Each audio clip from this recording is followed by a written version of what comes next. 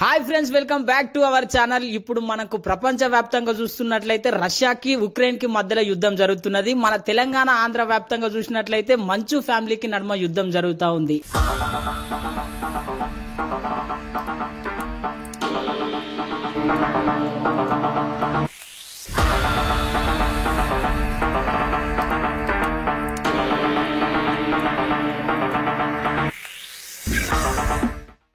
మరి పాపం వాళ్ళ ఇంట్లో ఏమైందో ఏమో తెలియదు కానీ రాష్ట్ర వ్యాప్తంగా అయితే ఇప్పుడు ఇదే అంశం చర్చ మీదకి వచ్చింది.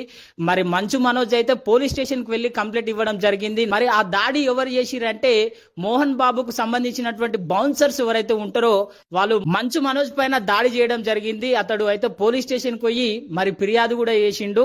అంతేకాదు హాస్పిటల్లో కూడా జాయిన్ అయినరు. వాళ్ళు వైద్యులు ఏం నిర్ధారించారు అంటే మంచు మనోజ్ కి అక్కడక్కడ తీవ్రమైనటువంటి గాయాలు అయినాయి అని చెప్పి వైద్యులు కూడా మరి నిర్ధారించడం జరిగింది. ఈ విషయం తెలుసుకున్న మంచు విష్ణు దుబాయ్ నుంచి ఎంబడే మరి ఇంటికి రావడం జరిగింది. ఈ అంశం పైన పెద్దరాయుడు వర్సెస్ చిన్నరాయుడు లాగానే కొనసాగుతా ఉన్నది. ప్రస్తుతం మోహన్ బాబు ఏం చెప్తున్నాడంటే మరి అన్నదమ్ముల మధ్యలో పంచాయతీ అనేది చాలా సహజమైనటువంటి విషయము, మీరు ఎవరు పట్టించుకోవాల్సిన అవసరం లేదు, దీన్ని పెద్దగా చేయాల్సిన అవసరం లేదు అని చెప్పి మరి మోహన్ బాబు అయితే చెప్తా ఉన్నాడు. మరి చూడాల్సిన అవసరం అయితే ఉన్నది. ఇద్దరికి అన్నదమ్ముల నడుమ పంచాయతీ ఎవ్వరు మరి ఇందులో ఇన్వాల్వ్ కావాల్సిన అవసరం లేదు అని చెప్పి మోహన్ బాబు చెప్తా ఉన్నాడు. ఇంకో విధంగా మనం ఆలోచించినట్లయితే మంచు మనోజ్ ఏం చెప్తా ఉన్నాడంటే మా కాలేజీలలో మొత్తం అన్యాయం జరుగుతా ఉన్నది, విద్యార్థులు నష్టపోతా ఉన్నారు, వాళ్ళకు అండగా నేను నిలబడుతున్నా, అందుకోసమే నా మీద కుట్రతోని దాడి చేపించిర్రు, నా పేరు బ్లేమ్ చేయనికే ఇంతగానం ట్రై చేస్తున్నారు అని చెప్పి మంచు మనోజ్ అయితే మొత్తం మీద ఆరోపణలు చేస్తా ఉన్నాడు. చూడాల్సిన అవసరం అయితే ఉన్నది. ఈ పెదరాయుడు ఇంట్లో పంచాయతీ ఏ పెద్ద మనిషి వచ్చి తీరుస్తాడో ఏమో. చూస్తూనే ఉండండి మన channel. Please share and like, subscribe. అందరికీ నమస్కారం.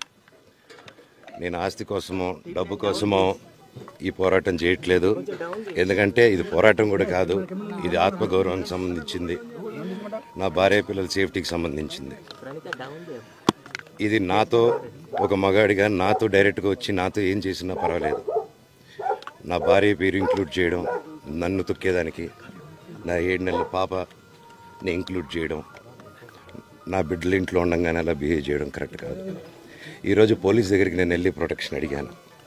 నేను మొన్న వచ్చి అడిగినప్పుడు మీకు అన్ని ఎవిడెన్స్లు ఇస్తాను, ఎస్ఐ గారు ఇక్కడి నుంచి వచ్చి నేను ఇస్తాను సార్ ప్రొటెక్షన్ చూపించాను, బౌన్సర్లు అందరూ అక్కడికి దాక్కున్నారని చూపించాను. అది కొంచెం చూసి ఓకే సార్ మీరు ధైర్యంగా ఉండండి, మేము ఎక్కడికి వెళ్ళట్లేదని చెప్పి మాట్లాడి పారిపోయారు. ఇప్పుడు కానిస్టేబుల్స్ వచ్చి అందరూ నా మనుషులందరినీ భయపించి ఇప్పుడు వాళ్ళ పేర్లు తీసుకొని బెదరగొట్టి మా మనుషులు పంపించేసి వేరే బాడీ గార్డ్ లోపల పంపించున్నారు సార్. ఏం జరిగిందండి అసలు? గొడవలు జరగదు కాదు సార్. ఫస్ట్ డిపార్ట్మెంట్ ఎందుకు వన్ సైడ్ తీసుకుంటున్నారు? కంప్లైంట్ తీసుకున్న తర్వాత వాళ్ళకి ఏ అధికారం ఉంది? నా ప్రొటెక్ట్ చేసే మనుషులు పంపించేదానికి అధికారం ఏముంది? ప్రపంచంలో నా అందరినీ కలుస్తాను సార్, బయలుదేరుతాను.